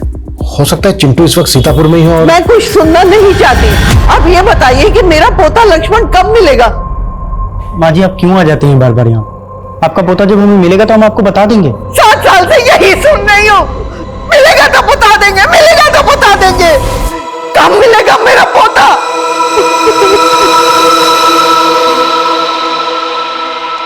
चिंटू को तुम ढूंढ रहे हो, साथ ही हमें लक्ष्मण प्रसाद मिसिंग केस पर भी ध्यान देना होगा। अपने खबरी नेटवर्क को एक्टिव करो, एटलीस्ट इन्वेस्टिगेशन शुरू तो हो।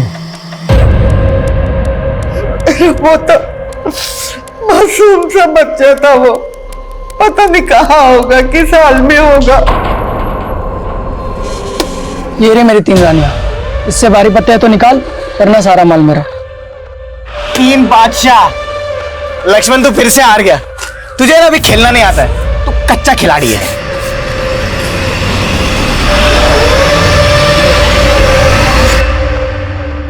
मुझे कच्चा खिलाड़ी बोलता है? आज के बाद कभी कच्चा खिलाड़ी बोलना मत मुझे, समझा? अबे ये क्या दादागिरी है? पत्ते के गेम में कट्टे कब से चल गए? लक्ष्मण, कहाँ हो तुम इस वक्त? बहुत नजदीक सलोनी, बस तुम्हारे पास ही आ रहा हूँ। तुम भैया भी घर पर है। तो क्या हुआ, मेरे साले से डरता हूँ क्या मैं? लक्ष्मण,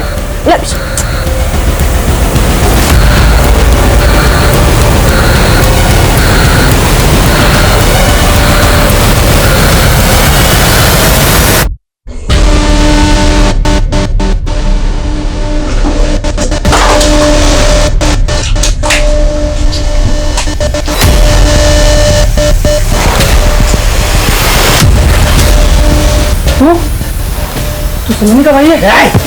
नाम मतलब मेरी बहन का अपनी गंदी जुबान से, मुंह तोड़ दूंगा तेरा। सलोनी का भाई है ना, तो तमीज से पेश आ रहा हूँ, वरना क्या करेगा तू?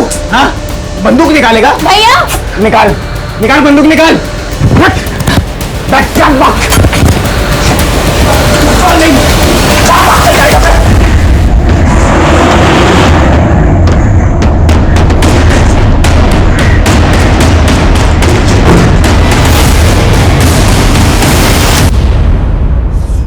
लक्ष्मण प्रसाद साहब, जितना नाम उसका सीधा था उतने ही काम उसके उल्टे थे। एक नंबर का चरसी और जुआरी था। आखिरी बार लक्ष्मण को कब देखा था? इतने साल गुजर गए, अब तो कुछ याद भी नहीं है। बस इतना याद है कि उसने कुछ ना कुछ बड़ा लफड़ा किया था और तब पुलिस भी आई थी उसके बारे में पूछताछ करने के लिए। बस उसके बाद मामला ठंडा पड़ गया और उसके बाद मैंने लक्ष्मण को दोबारा नहीं देखा। सर, उस चाय वाले ने जिस आदमी के बारे में बताया था वो एक सीसीटीवी फुटेज में कैप्चर हुआ। मैंने उस चाय वाले को एक फुटेज दिखाया है, उसने कंफर्म किया है कि वही आदमी।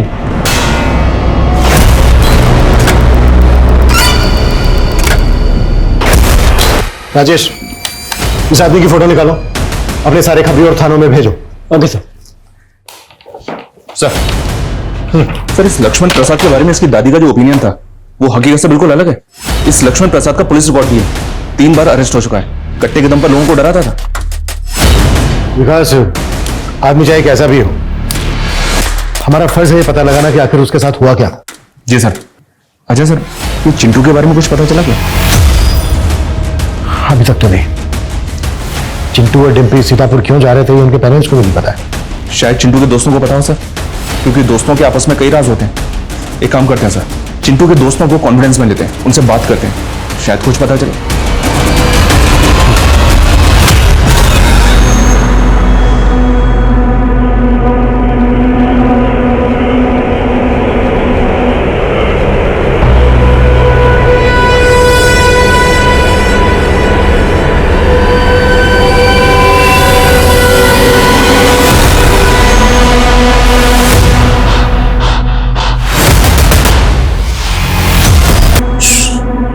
मुंह बंद रखने का, मैं तो तेरी सांस बंद कर दूंगा, समझी?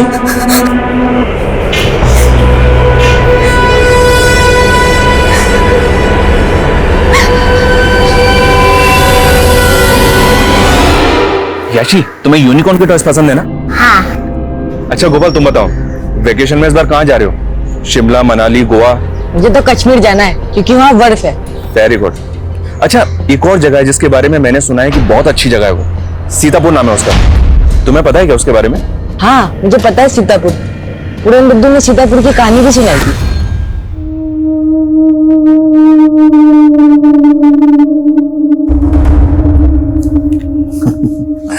बेटा, ये कोई मामूली पत्थर नहीं है, इस पत्थर की भी अपनी एक कहानी है, सच्ची कहानी। सुनोगे? हाँ। चलो बैठो, मैं आपको कहानी सुनाता हूं। सब बच्चों सुनो। एक 2 मुंह वाला राक्षस था। पाताल लोक में उसने बहुत तबाही मचाई। पाताल लोक में तबाही मचाने के बाद वो भूलोक में आया। भूलोक में उसने एक लाल परी को देखा। लाल परी अपने मां बाप की इकलौती लाडली थी। वो राक्षस लाल परी की सुंदरता पर मोहित हो गया और उसे जबरदस्ती अपने साथ ले गया और कैद कर लिया। वो राक्षस लाल परी को बहुत सताता था, मारता था। लाल परी सबसे मदद की गुहार करती थी, लेकिन लाल परी की मदद कौन करता? फिर क्या हुआ दद्दू? अरे फिर क्या होना था? एक रात मैं और मेरा भाई वहां से गुजर रहे थे। हमने लाल परी की आवाज सुनी और उसे छुड़ा दिया। बस तभी लाल परी ने ये अंगूठी हमें इनाम में दी थी। और ये लाल परी का महल कहाँ है? सीतापुर में।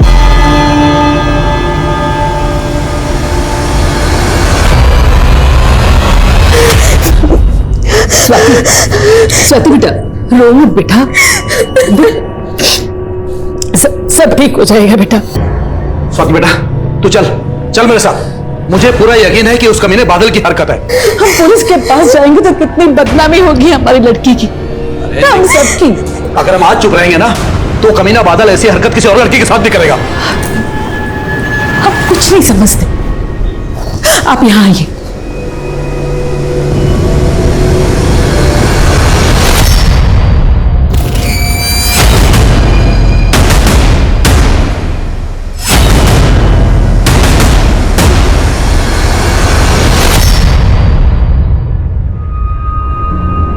तो स्वाति, उस आदमी ने आपको से बेहोश किया और फिर आपको ऐसे ही जाने दिया। उसने आपको किडनैप किया क्यों था? ना तो उसने कोई पैसे की डिमांड की, ना ही कोई जबरदस्ती किया। अच्छा ये बताइए, आप उस आदमी को पहचानती हैं? कोई बॉयफ्रेंड है तुम्हारा? सर ये क्या बोल रहे हैं आप? माफ कीजिए लेकिन पूछना पड़ता है। ये आज के 5G जनरेशन के बच्चे हैं, वक्त से पहले बड़े हो जाते हैं, इसलिए मैं ऐसे सवाल पूछने पड़ते। देखो स्वाति, हम तुम्हारी मदद करना चाहते हैं, ठीक ठीक सोच के बताओ। उस आदमी ने तुम्हें जिस जगह पे रखा था, तुम्हें पता है वो जगह कहाँ है?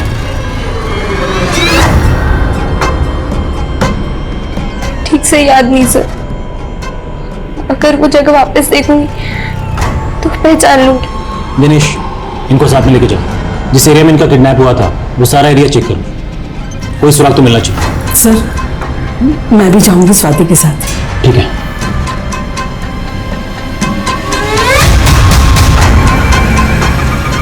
आपको शक है किसी पे? कौन हो सकता है जो ऐसी हरकत करेगा? सर हमारे पड़ोस में एक आदमी रहता है, बादल। वो पहले भी स्वाति को परेशान करता था। सर वो 2-3 बार जेल भी जा चुका है। मुझे पूरा यकीन है सर, ये उस बादल की हरकत है।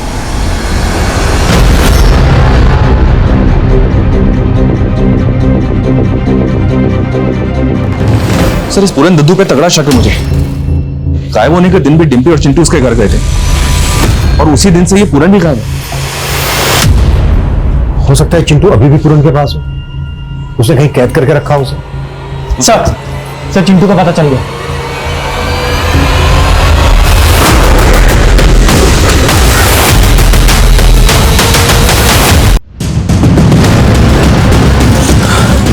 सर पूरा एरिया छान मारा लेकिन अभी तक ऐसा कुछ नहीं मिला है जो हमें इस केस में लीड दे सके। बच्चे को इतने दिनों तक अपने कब्जे में रखा तो मरने के लिए यहाँ छोड़ दिया। ये तो चिंटू की किस्मत अच्छी थी कि उसकी जान बच गई। अब तो चिंटू होश में आएगा तभी पता चलेगा कि इसके पीछे कौन हो सकता है। हम चिंटू के होश में आने का इंतजार नहीं कर सकते विकास। इतने समय में कातिल कहीं से कहीं पहुंच जाएगा। भले ही गेहूं के साथ घुल पिसे, हम किसी को बेनिफिट्स ऑफ डाउट नहीं देंगे। चिंटू और डिम्पी से जिन जिन को प्रॉब्लम थी उनके साथ सख्ती से पूछताछ करो, उनके घर भी चेक करो। Okay sir.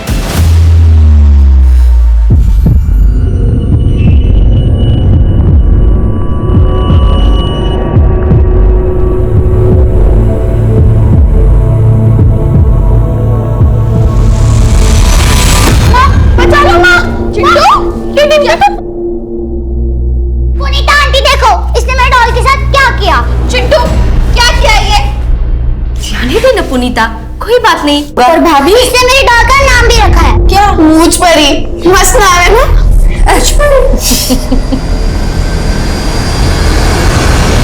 आसपास के सभी मोहल्ले के लगभग सारे मकान दिखा चुके हैं हम स्वाति को, मगर अब तक ये बता नहीं पा रही है आखिर इसे रखा कहाँ गया था। सर आप उस बादल को पकड़िए, ये उसी की हरकत है सर। बादल को उठाया हमने, देखते हैं पूछताछ में क्या कुछ उगलता है। वैसे हमें तो शक है आपकी बेटी स्वाति भी कुछ छुपा रही है हमसे।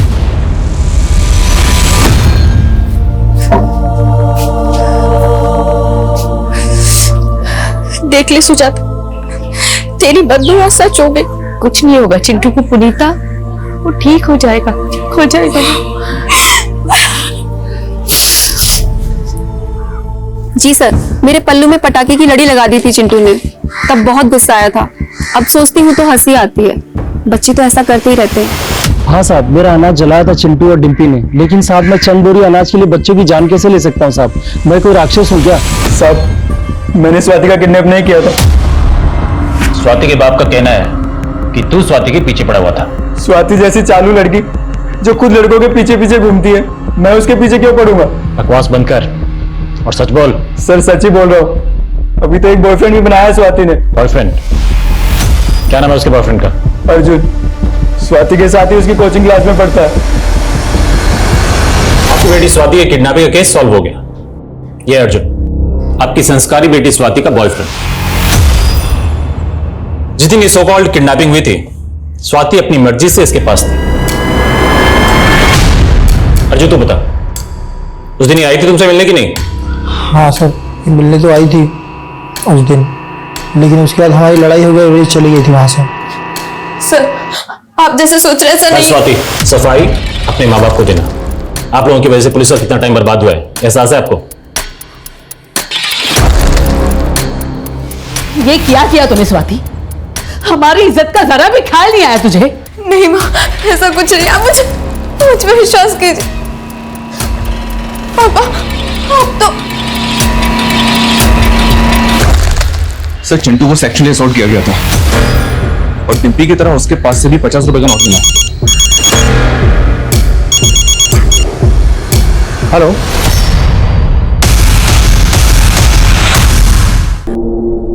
चिंटू बेटा, आपको डिम्पी को कौन आदमी लेकर गया था अपने साथ? पता नहीं मेरे बच्चे को क्या हुआ है। मैंने इसे पूछने की कोशिश की पर उसने कुछ नहीं बताया। वो कुछ नहीं बोल रहा है। अच्छा बेटा ये बताओ, आप दोनों को आदमी कहाँ लेकर गया था? आपके हाथ में ना एक 50 रुपए का नोट था। बेटा किसने रखा था वो नोट आपके हाथ में?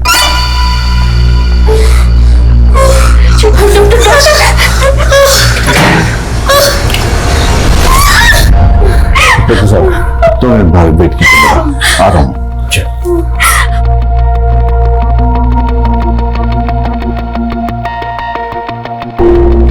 चिंटू को लगातार कई दिनों से सेक्सुअली मोलेस्ट किया गया है, जिसकी वजह से उसके प्राइवेट पार्ट्स में बहुत से जख्म हैं। शरीर के ये जख्म एक बार फिर भी भर जाएंगे, लेकिन उसके दिल और दिमाग पे जो चोट लगी है उसको भरने में काफी वक्त लगेगा।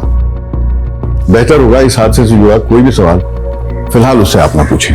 उससे इस केस में आपको फायदा हो ना हो, लेकिन उसके मेंटल हेल्थ को नुकसान जरूर हो सकता है और शायद वो नुकसान परमानेंट भी हो सकता है।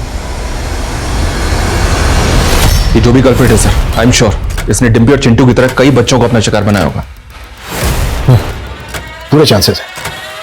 इस केस की डिटेल्स आसपास के सभी थानों में शेयर करो और सभी पेडोफिलियस प्रोफाइलिंग वाले हिस्ट्री शीटर्स की लिस्ट बनाओ। Okay sir. सर चिंटू और डिम्पी के मोहल्ले में रहने वाले जद्दूपुरन के बारे में एक इन्फॉर्मेशन मिली है सर। सर वो अपने आप को एक फ्रीडम फाइटर बताता है, लेकिन असल में वो एक हिस्ट्री शीटर है सर। 3 बार हवालात की हवा खा चुका है सर। हमारे एक खबरी उस्मान ने उसका एड्रेस भी पता लगा लिया। मैं जानता था सर, जब पुलिस डिम्पी और चिंटू की पूछताछ करेगी तो मेरा अतीत जरूर सामने आएगा, इसलिए साहब मैं डर कर भाग गया था। ज्यादा नाटक मत कर। चिंटू और डिम्पी के दिमाग में सीतापुर जाने की बात तो नहीं डाली थी? अपनी पोती की उम्र की बच्ची के साथ तूने रेप किया, मार डाला उसे, तुझे जरा भी शर्म नहीं आई? मैं चाह कर भी ऐसा नहीं कर सकता, क्योंकि बुढ़ापे की वजह से मेरा शरीर खोखला हो चुका है। आप सर चाहो तो मेरा मेडिकल टेस्ट करा सकते हो साहब। साहब मैंने ऐसा कुछ नहीं किया साहब। स्वाति की आप बीती मानो एक खेल बन के रह गई थी। उसके माता पिता उसको पुलिस के पास जरूर ले गए, लेकिन उससे ये असलियत बताने से रोका गया कि उसका रेप हुआ था। एक संवेदनशील स्थिति को इतनी संवेदनहीनता से डील किया गया कि उस बच्ची का अस्तित्व ही बिखर के रह गया और गैर जिम्मेदाराना पुलिसिंग ने उस बच्ची को वो यातना दी जिसके चलते अक्सर रेप विक्टिम कानूनी रास्ता अपनाने से डरते हैं। फिर स्वाति तो सिर्फ 13-14 साल की थी, जिसे अपने माता पिता का सहयोग भी नहीं मिला था। स्वाति की आत्महत्या के बाद क्या डॉक्टर उसे बचाने में सफल होंगे? क्या चिंटू कभी बता पाएगा कि उसके साथ क्या हुआ था और डिम्पी के साथ हुए गुनाह की कहानी आखिर क्या थी? सर पूरन की लिबिडो रिपोर्ट आ चुकी है। रिपोर्ट के मुताबिक पूरन रेप कर ही नहीं सकता।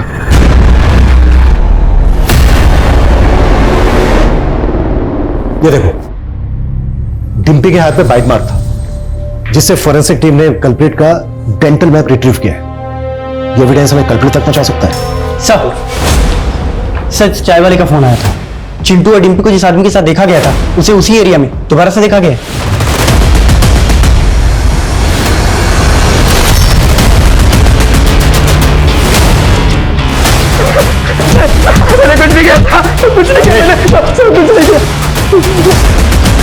मैंने उस लड़के चिंटू के हाथ में 500 के नोट देखे थे। बस वो पैसों के लालच में मैं उनके पीछे पीछे चला गया था। सुनो बेटा, मेरे पास 2000 का नोट है। एक नोट संभालना आसान रहेगा। तुम मुझे 4 नोट 500 को दे दो, मैं तुम्हें 2000 का दे देता हूँ। नहीं अंकल, इसकी कोई जरूरत नहीं है, मुझे इतने पैसे संभालने की आदत है। बस मैंने तो पैसे हटने की कोशिश की थी, और जब उसने पैसे नहीं दिए तो मैं वहां से निकल लिया।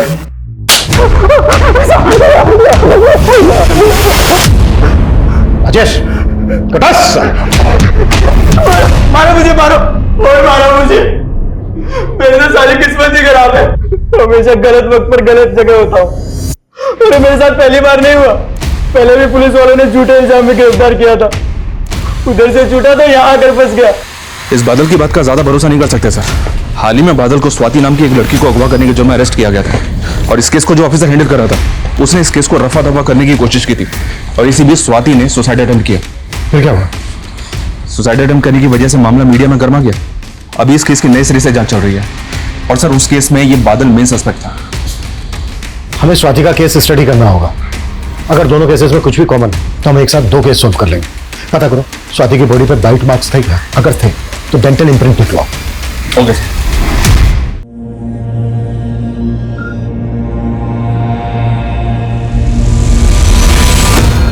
को छोड़ दो चिंटू, डिम्पी को छोड़ दो चिंटू, डिम्पी को छोड़ दो चिंटू बेटा, डिम्पी, चिंटू, डिम्पी, चिंटू बेटा, डिम्पी,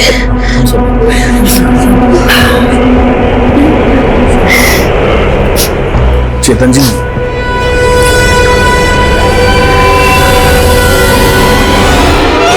चेतन जी, ये मेरे सारे जीवन भर की कमाई अगर चिंटू के इलाज में काम आ जाए तो मुझे बहुत खुशी होगी। मैंने चिंटू को हमेशा शरारतें करते, शोर करते देखा है। ये शांत चिंटू मुझसे देखा नहीं जाता। प्लीज आप ले लीजिए।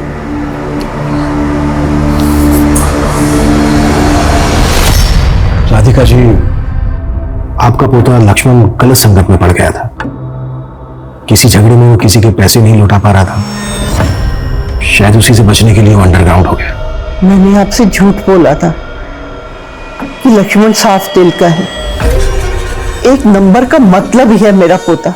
उसके पास उसके पुरखों की लाखों की जायदाद है, और उसके पास तो इतना पैसा है कि वो आराम से कुछ ना करके भी घर बैठे जिंदगी बिता सकता है। फिर ऐसे चुपचाप जिंदगी क्यों बसर करेगा? राधिका जी, आप हमें लक्ष्मण के बारे में और कुछ बता सकती हैं जिससे उसके बारे में पता करने में आसानी हो? उसकी पीठ पे एक चोट का निशान है जो बचपन में उसे लगी थी। मैंने कितनी बार बताने की कोशिश की, लेकिन किसी ने मुझ पर भरोसा ही नहीं किया। तुम्हें जो बताना है हमें बताओ, हम तुम्हारी हेल्प करने के लिए आए। उस आदमी के बारे में, उस जगह के बारे में तुम जो कुछ भी जानती हो, प्लीज हमें बता दो। जिस घर में मुझे किडनैप करके रखा गया था, उस घर के बगल वाले घर से अक्सर लोगों के हंसने की आवाजें आती थी। उस तरह की फिल्मों की आवाजें भी आती थी। उस आदमी ने तुम्हें कुछ पैसे दिए थे स्वाति? हाँ, 50 का एक नोट दिया था। खाने के बॉक्स पर तपन टिफिन सर्विस लिखा हुआ था। ले खा ले।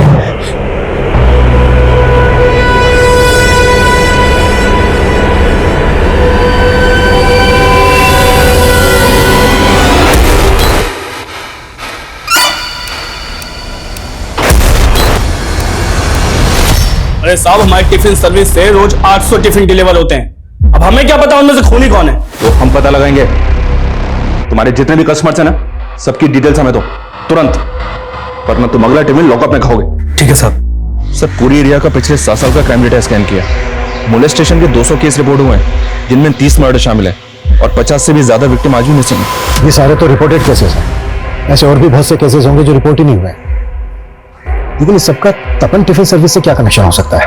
क्योंकि सर, इन सभी जगहों पर जहां मोलेस्टेशन हुआ है, वहां पर ये तपन टिफिन सर्विस डिलीवरी करता है। जहां जहां पर तपन टिफिन की डिलीवरी होती है, उन सारी एरियाज पर नजर रखो। जरूरत पड़े तो सारे कस्टमर्स का प्रोफाइल निकालो। आई थिंक हम सही ट्रैक पर जा रहे हैं। जितने भी डिलीवरी बॉय हैं, सबकी डिटेल्स निकालो। इससे पहले कि अपराधी किसी और बच्चे को अपना शिकार बनाए, हमें उसे रोकना होगा। Okay sir.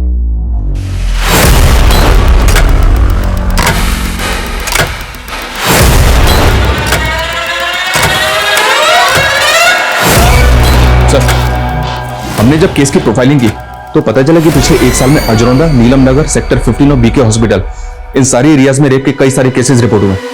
एक डिलीवरी बॉय को जब मैंने पैसे दिए तब उसने इन्फॉर्मेशन दी। मेरी बहन सेक्टर 15 में रहती है।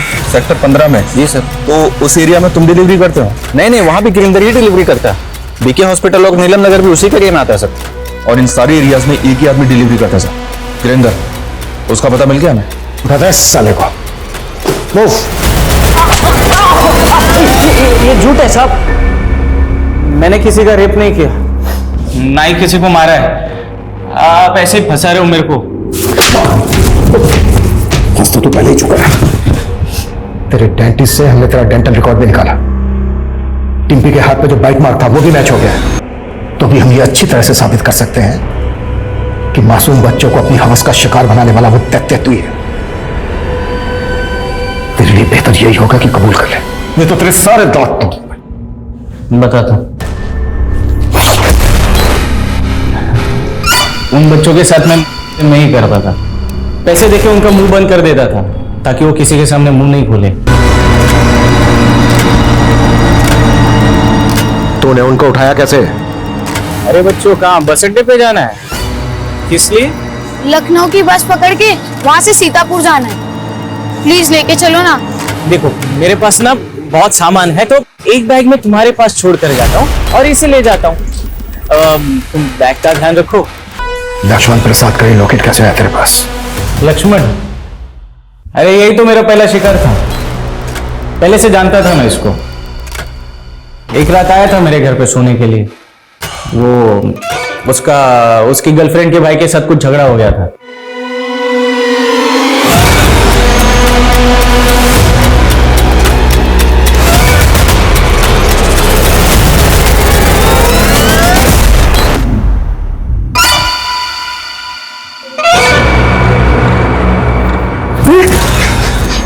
साले क्या कर रहा है? देख, मूड बन गया, बिगाड़ मत। आजा।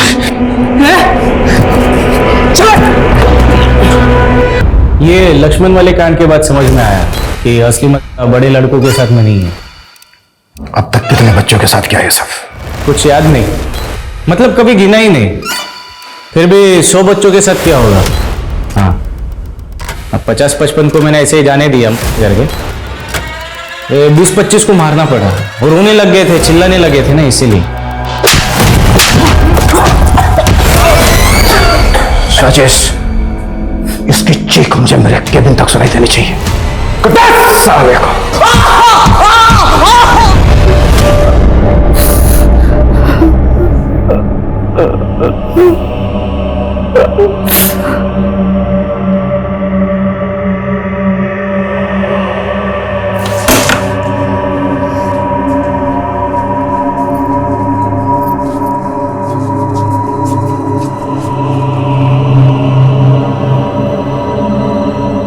चिंटू बेटा, देख मैंने तेरे लिए तेरे फेवरेट रसगुल्ले बनाए, खा के बता कैसे।